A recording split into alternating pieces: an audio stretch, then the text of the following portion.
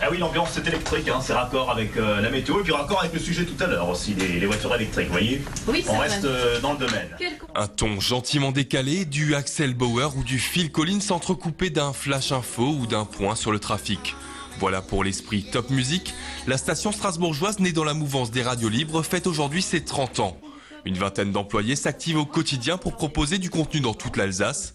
Top Music revendique 152 000 auditeurs chaque jour, une audience toujours en hausse, mais pas question pour autant d'aller dans un professionnalisme prise de tête à outrance. Ah, c'est vrai que par rapport à des réseaux nationaux, là, un petit peu plus de liberté, ce qui ne veut pas dire non plus que c'est la fête au village, évidemment, mais c'est vrai qu'on a plus de liberté dans le choix de ce qu'on va annoncer, dans le temps de parole aussi, même s'il ne s'agit pas de faire des interventions à rallonge, évidemment, mais on a la possibilité effectivement de...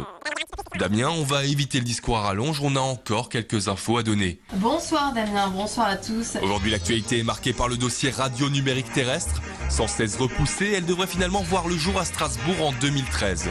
Le CSA a lancé un appel à candidature pour 3 fréquences. 40 radios auraient déjà déposé un dossier, dont Top Music, même si à vrai dire, au sein de la station, on reste sceptique face à cette prétendue révolution. Le numérique terrestre, il faut savoir quand même que c'est un investissement qui est énorme financièrement. Et au-delà de ça, il faut savoir que le numérique terrestre, c'est une façon de diffuser un contenu radio qui ne va pas transformer le paysage radio en quelques semaines. Pour exemple, en Grande-Bretagne, où ils ont le numérique terrestre depuis des années, au bout de 15 ans, il n'y a que 20% des gens qui écoutent la radio grâce au numérique terrestre. On va postuler, on va essayer, mais peut-être que demain, il va falloir changer notre fusil d'épaule et que ce sera une autre méthode de diffuser la radio qui n'aura rien à voir avec le numérique terrestre. Samedi, la radio Pop Rock investira le Zénith de Strasbourg.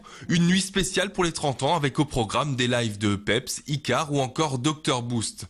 Les bénéfices de la soirée seront reversés à la Banque alimentaire d'Alsace.